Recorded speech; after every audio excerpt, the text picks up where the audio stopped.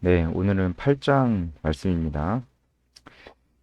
하나님이 노아와 그와 함께 방주에 있는 모든 들짐승과 가축을 기억하사 하나님이 바람을 땅 위에 불게 하시매 물이 줄어들었다. 이제 물이 줄어들기 시작하는 거죠. 기쁨의 샘과 하늘의 창문이 닫히고 하늘에서 비가 그침에 물이 땅에서 물러가고 점점 물러가서 150일 후에 줄어들었다 나오는데요.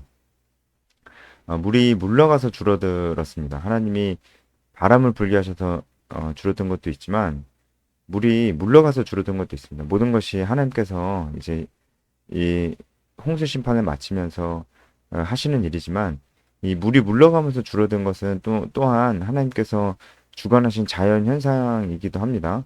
물은 보통 높은 곳에서 낮은 곳으로 흐르죠. 그러니까 이 얘기는 지금 지각에 어떤 변화가 생겼다는 것이죠. 지형의 변화. 그러니까 지구의 어떤 부분이 굉장히 높아져 가고 있고 어떤 부분은 그 상대적으로 낮아지고 있다는 그런 얘기를 이제 하고 있는 겁니다.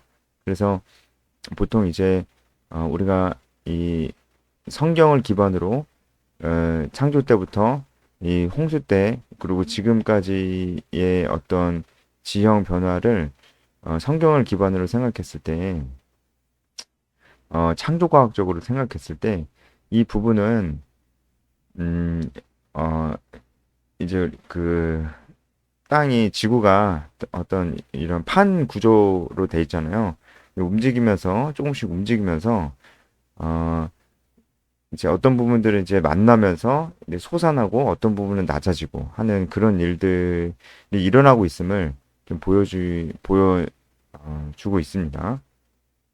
그래서 판이 굉장히 빨리 움직였다 그렇게 봅니다. 지구의 판들이 어 빨리 움직였다. 진화론에 따르면은 이제 판의 이동도 굉장히 천천히 이동이 됐다. 이렇게 얘기를 하는데 판이 이동한 건 사실이지만 노아의 홍수를 기점으로 해서 굉장히 빨리 움직였다라고 그렇게 보여집니다. 그래서 판들이 서로 만나면서 높은 곳이 이제 산이 만들어진 곳, 산맥이 만들어진 거죠. 상대적으로 낮아지는 곳도 생기고 했다는 겁니다. 우리가 여기서 알 수 있는 것도 어, 홍수 이전에 산이 있었지만 그렇게 높지는 않았다라는 것도 좀 알 수 있어요. 우리가 하나님께서 만드신 그 모습들이 하나님께서 천지를 만드셨을 때 그 지형을 생각해도 우리가 성경 전체적으로 생각할 수가 있는 것은 사람이 살 수 있는 곳이 많았다라는 거거든요. 바다도 거의 없었고 사막이나 극지방이나 그런 것이 거의 없었고 지구 전체적으로 사람이 살 수 있는 땅이었다. 거의 대부분이 사람이 살 수 있는 땅이었다. 이렇게 보는 것이 성경적인 관점이거든요. 그러니까 높은 산도 없었게 너무 높으면 사람이 살 수가 없으니까. 근데 사람이 살 수 없는 이 높은 산이 언제 생겼냐? 바로 이때 생긴 것이고 그 표현이 땅이 물러간다는 표현으로 우리가 알 수 있다는 것입니다. 그 이후에 일곱째 달, 그 달 열 일의 날에 방주가 아라랏산에 머물렀다. 이 아라랏산에 방주가 머물렀다는 겁니다. 그러니까 아라랏산이 완전히 드러나서 방주가 거기에 정박을 해서 사람이 내릴 수 있을 정도가 된 건 아니고 이제 아마도 정확히는 알 수는 없지만 그 방주의 배의 그 밑부분이 이 아라랏산 꼭대기에 이렇게 딱 이렇게 안착한 것 같아요. 여기서 머물렀다는 것은 안착했다는 거거든요. 딱 안착한 것 같아요. 어, 뭐, 어, 지금 어떤 그런 항해 하는 어떤 그런 모습에 의하면은 뭐 좌초된 거죠, 사실은. 배가 움직이지 못하게 된 거니까 사실 큰일 난 건데 이 당시에는 지구 전체가 다 물로 덮였기 때문에 계속 돌아다니는 것보다는 어느 한 곳에 딱 걸리는 것이 오히려 더 좋습니다.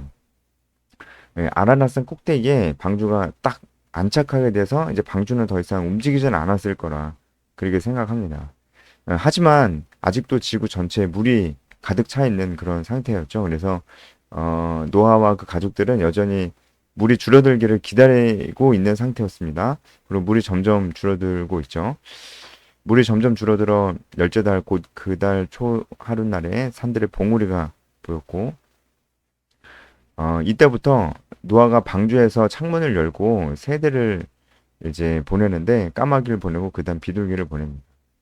그러니까 새들이 가서 이 지면의 땅이 말랐는지를 보기를 원합니다. 그러니까 새들을 보내는 이유는 지면의 땅들이 사람이 살 만한 땅들이 어, 있는지를 보려고 하는 겁니다. 그러니까 어, 산 봉우리들 말고 좀 낮은 지대까지 이 물이 없어졌는지를 알기 위해서 새들을 날려 보내는 겁니다.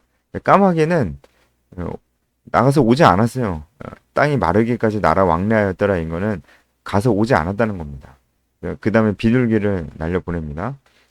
까마귀가 땅이 다 말랐기 때문에 오지 않았는지 그것은 확실히 모르는데 어쨌든 이제 산에 봉우리는 있었으니까 까마귀는 그냥 그 봉우리에 그냥 둥지를 튼 것 같아요. 그래서 어쨌든 까마귀는 오지 않았습니다. 비둘기를 내가 보내는데 비둘기는 그 습성상 저지대에서 서식한다고 합니다. 그래서 우리가 그 보통 비둘기를 쉽게 볼 수 있잖아요. 비둘기가 습성 자체가 낮은 곳에서 그냥 사는 새라는 거죠. 그래서 일부러 노아가 비둘기를 이렇게 보냈습니다. 비둘기가 어딘가에 그 정착을 할 수 있다면 저지대까지 물이 다 빠진 거기 때문에 이제 살 수 있게 된 겁니다. 사람이 살 수 있게 된 그런 상황인 것이죠. 그래서 비둘기를 내보냈고 어, 방주로 돌아와 그에게 오는지라 발붙일 곳을 찾지 못하고 방주로 돌아왔습니다. 또 7일을 기다려 다시 비둘기를 방주에서 내놓음에 저녁 때 비둘기가 그에게로 돌아왔는데 감람나무 잎사귀를 물고 돌아왔습니다. 그러니까 이것은 감람나무 새 잎사귀이기 때문에 이제 홍수를 인해서 죽어서 떠다니는 그런 잎사귀가 아니고 어딘가에 마른 땅이 생겼고 이미 마른 땅이 생긴 지 꽤 되어서 감람나무가 자라나서 새 잎사귀까지 돋아났다는 것을 알 수가 있는 것이죠. 그래서 노아가 땅에 물이 줄어든지를 이제 알게 된 것이고 비둘기를 다시 내놓았는데 다시 돌아오지 않았습니다. 그러니까 완전 저지대까지 물이 빠졌기 때문에 비둘기가 살 수 있었기 때문에 돌아오지 않았습니다. 비둘기가 돌아오지 않았다는 것을 보고 물이 완전히 빠졌다는 걸 알 수 있어요. 그래서 이 감람나무가 지금도 어떤 그런 평화의 상징으로 좀 쓰이기도 하죠. 이제 유엔의 어떤 표식이 이 감람나무 잎사귀입니다. 그런 걸 봐도 좀 알 수 있고 비둘기도 어떤 평화의 상징으로 성경에 비둘기가 굉장히 좋은 상징으로 나옵니다. 성령도 비둘기 같이 임하시고요. 그런데 지금 실제 비둘기는 우리는 뭐 닭돌기 이러면서 좀 별로 안 좋아하죠. 근데 성경에서는 그런 이미지는 아닙니다. 비둘기와 감람나무 잎사귀는 지금도 어떤 평화의 상징으로 쓰이고 있습니다. 13절 600일 연 첫째 달 곧 그달 초하루 날의 땅에서 물이 거친지라 노아가 방주 뚜껑을 제치고 본즉 지면에서 물이 거쳤더니 계속해서 이제 어떤 창문이나 그 뚜껑을 통해서 밖을 내다보는 것이죠. 아직 방주에서 나오지 않았습니다. 그리고 이제 땅이 완전히 말랐고 하나님이 그때서야 노아에게 말씀하십니다. 너는 내 아내와 내 아들들과 내 며느리들과 함께 방주에서 나와라. 하나님께서 노아에게 말씀하시자 노아가 그 가족들과 함께 방주에서 나왔습니다. 그러니까 노아는 아마 이미 방주에서 나올 수 있는 상황이었고 그리고 충분히 그럴 수 있는 상황이었어요. 근데 하나님께서 말씀하시기를 기다린 것이죠. 여러분 기억나십니까? 홍수가 시작될 때 그 방주의 모든 생물들이 타고 방주문을 마지막에 닫은 주체가 누굽니까? 방주문을 마지막에 닫은 주체가 노아가 아닙니다. 하나님께서 방주문을 닫았습니다. 그리고 심판이 다 끝나고 방주문을 열어주신 것도 하나님이십니다. 하나님께서 나오라고 했을 때 노아와 그 가족들과 모든 생물이 나왔죠. 그러니까 이것은 무엇이냐면 심판의 주체가 하나님이시라는 거죠. 하나님이 심판의 주체로 지금 나오시는 겁니다. 우리가 그걸 볼 수 있고 그래서 지금도 우리가 예언되어 있는 심판이 있죠. 예수님이 재림하실 때 큰 심판이 있을 겁니다. 그 심판의 주체도 하나님이시라는 거 우리가 알 수 있습니다. 하나님께서 이제 노아에게 계속 말씀하십니다. 너와 함께한 모든 혈육 있는 생물, 새와 가축과 땅에 기는 모든 것들 다 이끌어내라. 이것들이 땅에서 생육하고 땅에서 번성하라. 이 말씀 이제 천지를 만드시면서 하셨던 말씀인데 이제 다시 이 말씀을 하시는 겁니다. 노아가 그 아들들과 그의 아내와 그 며느리들과 함께 나왔고 땅 위의 동물 곧 모든 짐승과 모든 기는 것과 모든 새들도 종류대로 방주에서 나왔더라. 종류대로라는 표현 중요하다고 정말 제가 자주 말씀드렸습니다. 노아가 여호와께 제단을 쌓고 모든 정결한 짐승과 모든 정결한 새 중에서 제물을 취하여 번제로 제단에 드렸더니 20절, 21절, 22절이 좀 설명할 게 있습니다. 방주에서 나왔는데 노아가 제사를 드렸어요. 하나님이 제사를 드리라고 한 게 아닙니다. 노아가 자발적으로 제사를 드렸습니다. 물론 이때는 아직 모세 율법이 있었던 때는 아니기 때문에 어떤 정형화된 제사의 형식이 있지는 않았을 겁니다. 그런데도 노아는 정결한 짐승과 정결한 새를 드렸어요. 이것은 일단은 무엇을 얘기하냐면 결론적으로 노아가 이 정말 자신의 마음을 다해서 제사를 드렸다는 것을 우리에게 보여줍니다. 왜냐면 일단은 노아는 정결한 짐승과 정결하지 않은 짐승을 알고 있었어요. 하나님께서 방주에 생물을 태우라고 하실 때 부정한 짐승과 그렇지 않은 짐승을 구별해서 말씀을 하셨거든요. 그래서 노아가 어떤 짐승이 부정하고 어떤 짐승이 부정하지 않은지 알고 있었습니다.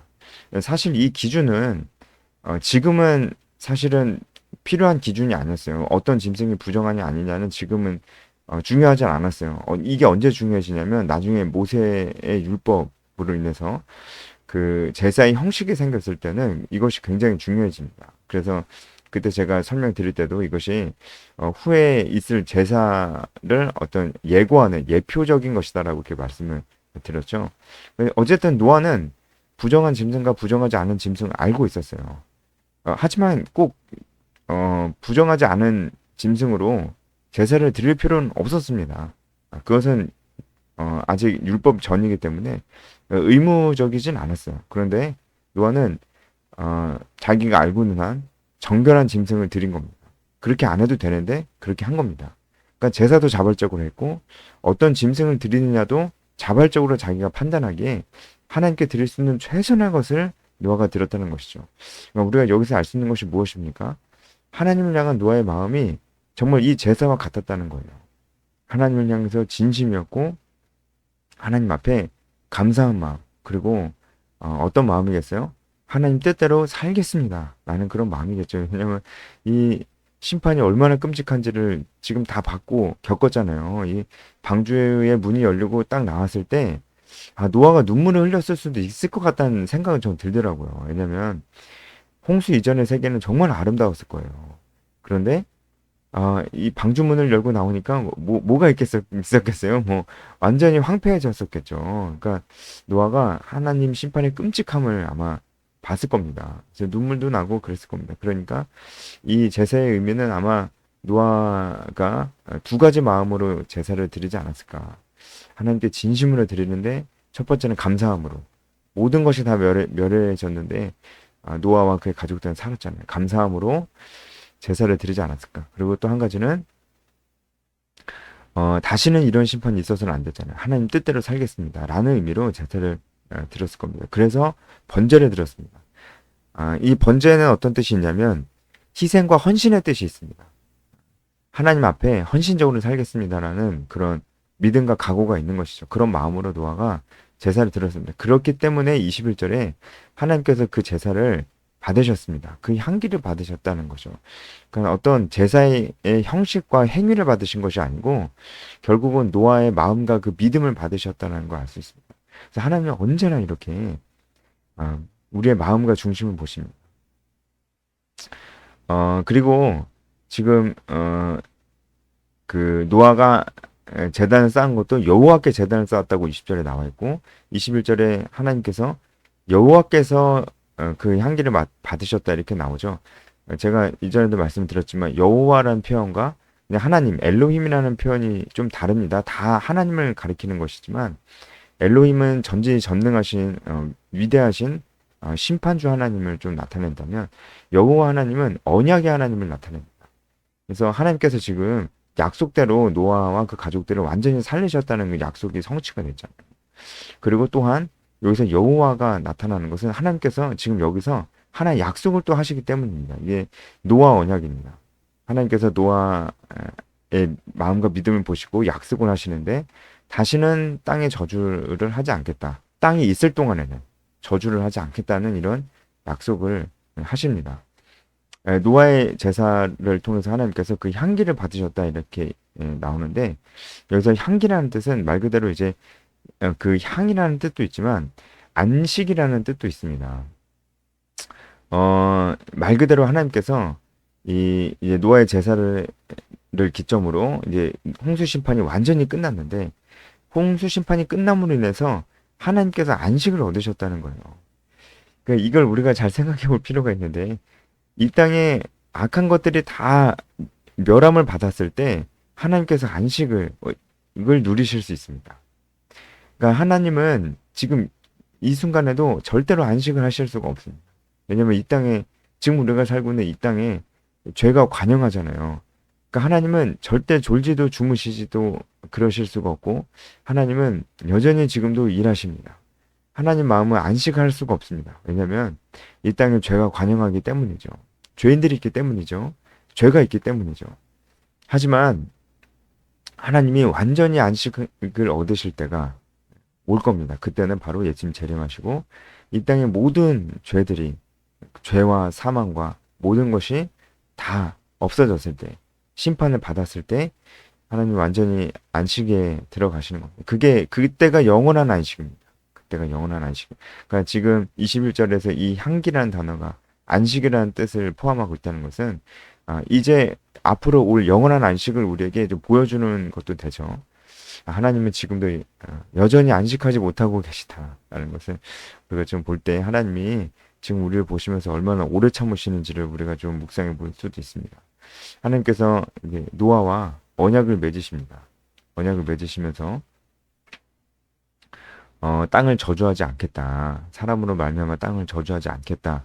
이렇게 말씀하십니다. 근데 또 사람의 마음이 계획하는 바가 악하다. 어려서부터 악하다. 이렇게 말씀하신 건 뭐냐면요. 사람으로 말미암아 땅을 저주하지 않겠다. 그러니까 사람이 어떤 사람이냐면 날 때부터 악한 사람이에요. 원죄를 얘기하는 거죠. 사람은 태어날 때부터 원죄를 지니고 태어납니다. 그러니까 모든 사람은 다 죄인입니다. 그러니까 모든 사람이 죄인인데 그렇기 때문에 모든 사람이 죄인이기 때문에 내가 땅을 저주하지 않겠다. 무슨 말인지 알죠, 이제. 모든 사람이 죄인이라는 거. 앞으로 태어날 모든 사람들 다 죄인이다. 그러니까 그 사람들 때문에 저주하지 않겠다. 하는 거죠. 그러니까 사람 때문에 저주하지는 않겠다라고 하는 거예요. 이해 가시나요? 제가 설명을 너무 헷갈리게 하는 것 같은데 이해하셨을 줄 믿습니다. 근데 그 언제까지나 영원히 저주하지 않겠다? 이건 아니에요. 네, 이 말씀만 드리고 마치겠습니다. 조건이 있는데 땅이 있을 동안입니다. 땅이 있을 동안에는 저주하지 않겠다는 겁니다. 그러니까 저주할 때가, 그러니까 다시 한번 심판이 있을 때가 있을 것이다 라는 말씀을 미신 거죠. 그쵸? 그때가 언제냐? 예수님 재림하실 때입니다. 그러니까 예수님 재림에 대한 그런 예언의 말씀들이 성경 곳곳에 있는데 그때가 되면은 하늘의 권능들이 흔들리고 하늘이 두루마리처럼 떠나가고 예, 땅이 없어질 것이라는 그런 말씀이 있거든요. 그 말씀을 봤을 때 우리는 이제 이 말씀이 그 예수님 재림 때를 얘기하는 거라는 것을 우리가 알 수 있습니다. 예수님 재림 때라는 걸 알 수가 있습니다. 그러니까 베드로후서 3장 10절에 의하면은 어, 하늘이 큰 소리로 떠나가고 체질이 뜨거운 물에 풀어지고 옛날 개역 한글 성경이에요.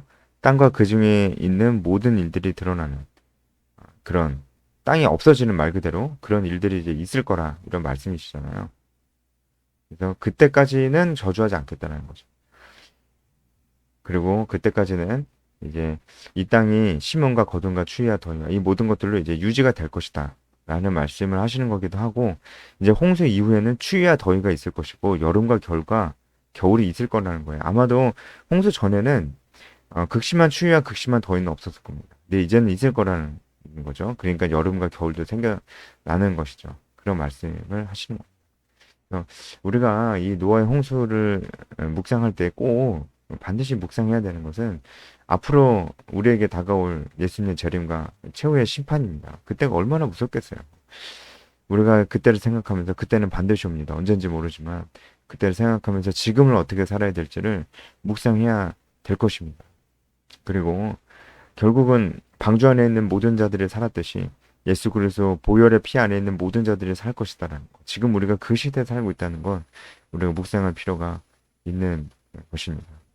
네, 그리고 하나님께 제사를 드리는 이 노아의 마음과 믿음과 중심을 우리가 보고 우리도 이렇게 살아야 되겠다는 생각을 또 하면서 묵상의 포인트를 삼으면 좋을 것 같습니다. 여기까지 하겠습니다.